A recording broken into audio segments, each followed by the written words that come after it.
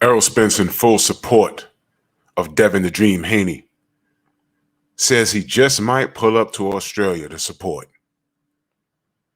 I'm with this. Let's talk. Push the weight in no flex. Flex alive is one in the six. Fit the runner, boy, you nigga, no question. You will run a motherfucker high stepping. Hey, you never had a big enough weapon. Motherfucker never learned your lesson. I'm an 88 pack nigga. I'm an 88 pack nigga. I mean, Dave Walker, drink blood, fangs out, full moon, motherfucker change like a hoe, nigga. I'm just a nigga from the hood trying to stack a little cheddar for the money. Drew Titan Bronx on deck. Shout out to the mighty LDBC. This is all I asked for because all we got is us. All right? More on that bar later. All we got is us, man. I like what I'm hearing. Errol Spence says that, I know he's in training for Ugas and, he had to focus on that. But when that's over, he did mention Devin Haney. And the way I took his comments, he might pull up in Australia in support of the young king. And that's what we need. That's what we need. And that's what I'm talking about. And that's all I asked for. It's just a shame that a lot of black fighters and black fanatics don't understand that. I keep telling you guys, while you say you're keeping it boxing and you don't consider race or anything and you're just there for the sport overall, I promise you that the other cultures are keeping it about something else. Case in point, Jermell Charlo fought Castano to a draw. Now, Jermell was already crowned to be undisputed. They never considered the fact that Castano wasn't having it. And Castano did show up and he fought his ass off, and salute to Castano. And I'm looking forward to the rematch. And I'll be rooting for Jermell Charlo. But I want you guys to understand something. 2 points. The fight was close enough to be a draw. So automatically, the person who was favored to win, they leaning towards him losing. They say, no, he really lost. If that's how you feel, that's how you feel. But I want to point something out. After that fight was over, who got the Canelo phone call? Congratulations. It was a draw, but who got the Canelo phone call? The Mexican called the Argentinian. Speak the same language though, right? He didn't call Jermell after and say, yo, man, good fight. Congratulations. He didn't even call Jermell second. He didn't call him at all. At all. You know why, Jermell? Because he ducked your brother, because your brother was going to bust his ass. Y'all are twins. He don't want nothing to do with either of you. So all that praise you're doing to him, y'all need to get funky with him like he gets funky with everybody else. By way of his actions. He don't talk much. He just don't give you the payday. Knowing that Jamal deserves it, man. And how do people justify it? I've heard everything silly. To what has he done? What has Jamal done? To I just don't like the Charlos and how they behave. Since when does behavior play a fact in of getting a fighter what they deserve? You want to talk about behavior? What about Sergey Kovalev? He beat a woman, kicked her dog, stalked her, got a DUI, and how's he awarded? A Canelo fight worth $12 million. You want to talk about accolades and record? I will break the Avni Yildirim glass in a second. Please don't talk to me about fairness. Do not.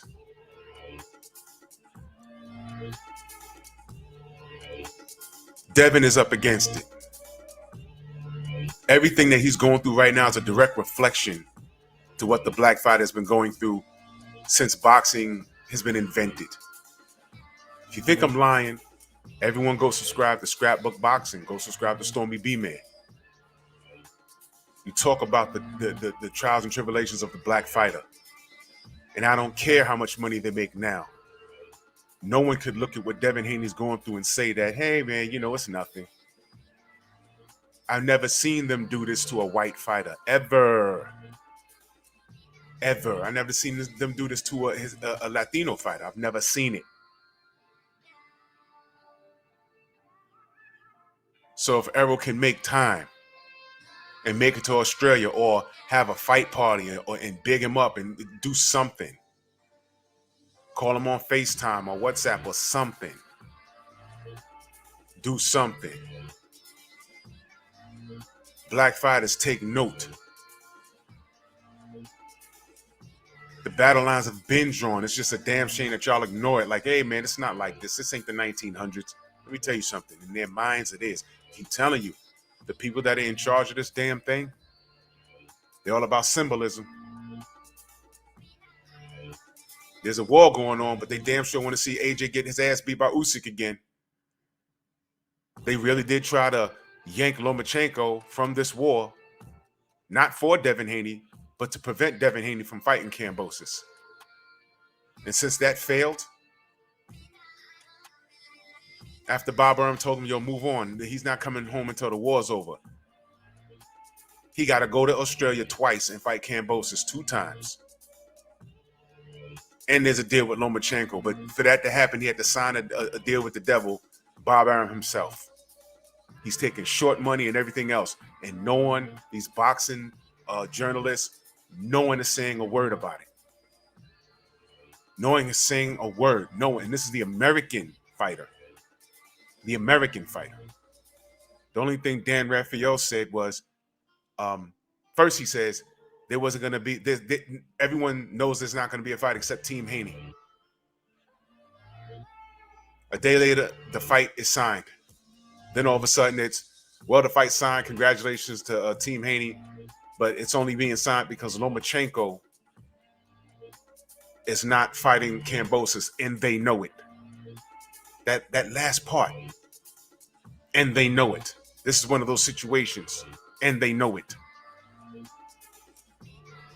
Like, yeah, you're getting it, but yeah, just as long as you know, if Loma said he was fighting, he'd have fought, and you'd be asked out, and no one says a word. All Devin Haney wants is smoke. He's been blocked in all directions. Never forget, Lomachenko accepted a franchise status, or according to Mauricio Suleiman, it has to be requested. So somebody's lying, but either way, he accepted it. Vasily, the Matrix. Make no mistake about it. Okay? We're not stupid over here. We know who you're appealing to. People like this. Unified, undefeated. Unified, undefeated. What? Undefeated. What? Undefeated. What? Undefeated. What? Undefeated. What? Undefeated. What the hell is even that? I'm joking, but I'm not. Unfortunately, guys like that are the majority. They have the biggest megaphones and they put the spotlight on them. Okay? They appeal to guys like that. Look at this. You think I'm joking? 14-0 with 10 knockouts. 14 is way after 2. He lost to Salido in his second pro fight. And he's just sitting there like that fella just mentioned it, said undefeated. He didn't correct him anything. You see, I'm not calling Vasily Lomachenko a racist, but I'm not stupid. White Europeans on this soil, they understand what privilege they have here. Tyson Fury understands the privilege he has here. Sergey Kovalev understands the privilege he has here. Shakur Stevenson got into some trouble. His mugshot was replaced on his box rec. Someone changed it to the original a picture of him smiling, and then somebody on BoxRec put it back to the mugshot. We had to write emails for them to change it. And I said, interesting, why can't I find a mugshot of Sergey Kovalev, who's a multiple offender? You can't find his mugshot anywhere online. I wonder why. So they don't have to say anything. But here's the type of time I'm on. Silence is not golden. You understand privilege, and if you don't correct certain things, you're part of the problem. You are part of the problem. So I said all that to say this. Salute to Errol Spence for even mentioning it. All you other fighters, follow suit. Talk about Devin. I'm talking about black fighters now. Talk about Devin Haney. Talk about what he's going through being messed up. Because it can happen to you. Speak up on it. Wish him well. If you can make it to Australia, go out there if your finances permit you to. Make it a big deal. Because you know what? You can be in Devin's spot next. And when I'm talking about being in this spot, I'm talking about being in his spot. Where you have the weight of the world on your shoulders and there's no other explanation but racism that's preventing you. But media is just not going to entertain it. We will. We talk about it daily because it's true.